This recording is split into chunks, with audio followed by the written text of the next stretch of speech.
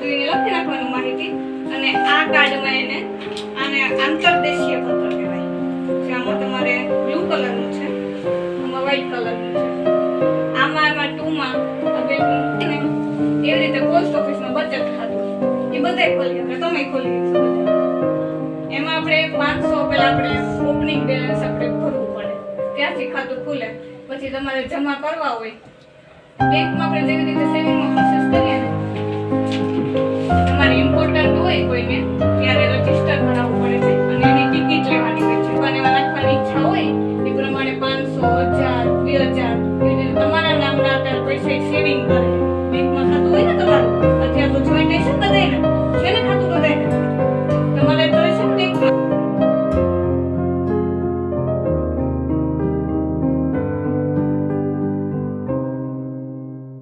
કોઈ હોય એવા કોઈના પપ્પા હું કરે ખેતી કામ કરતા હોય તો આરડી એટલે કોઈને વર્ષમાં એવું અહીંયા કાગળિયામાં લખીને જાય કે હું આ વર્ષે 1 લાખ રૂપિયા પોસ્ટ ઓફિસમાં આપીશ અને એક આરે 1 લાખ આપી ન શકતા હોય તો મહિને એમ કહે કે હું 1000 આપીશ એટલે વર્ષના અંતે એનો 1 લાખ રૂપિયા જમા થઈ શકે.